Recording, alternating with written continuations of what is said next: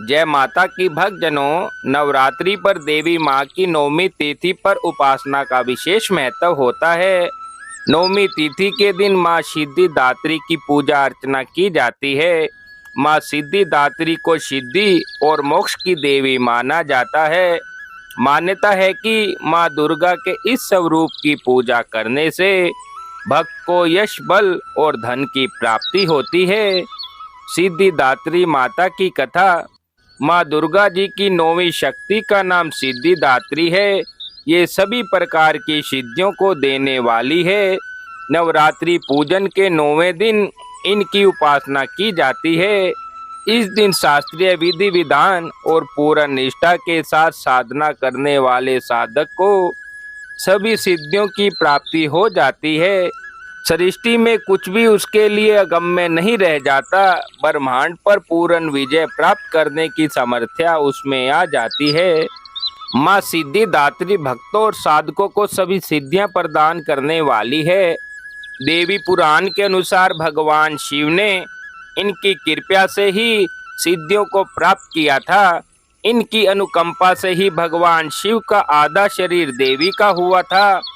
इसी कारण वे लोक में अर्धनारीश्वर नाम से प्रसिद्ध हुए।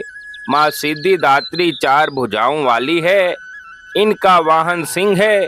ये कमल पुष्प पे आसीन होती है। इनकी दाहिनी तरफ के नीचे वाले हाथ में कमल पुष्प है।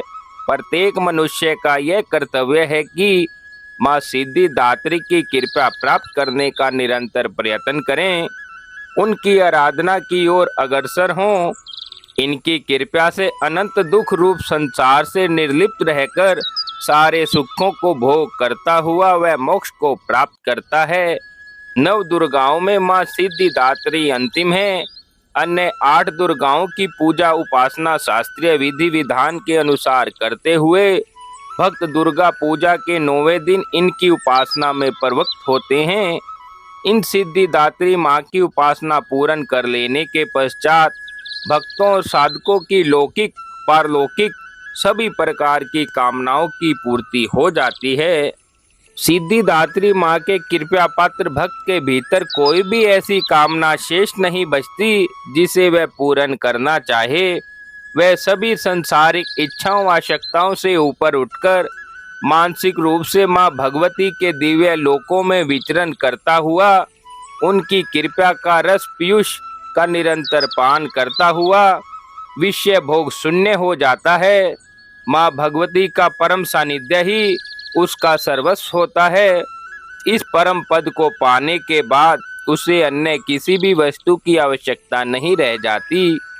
माँ के चरणों का सानिध्य प्राप्त करने के लिए हमें निरंतर नियमित होकर उनकी उपासना करनी चाहिए। माँ भगवती का सिमरन ध्यान पूजन हमें इस संसार की असारता का बोध कराते हुए वास्तविक परम शांतिदायक अमृत पद की ओर ले जाने वाला है।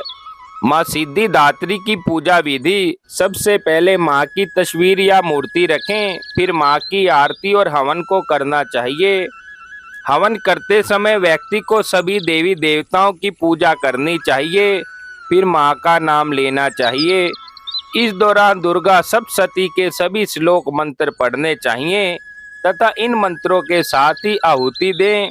माँ के बीज मंत्र का 108 बार जाप करें। भगवान शंकर और ब्रह्मा जी की पूजा करें, फिर माँ की आराधना करें। माँ को प्रसाद चढ़ाएं, सभी लोगों को प्रसाद भी बांटें।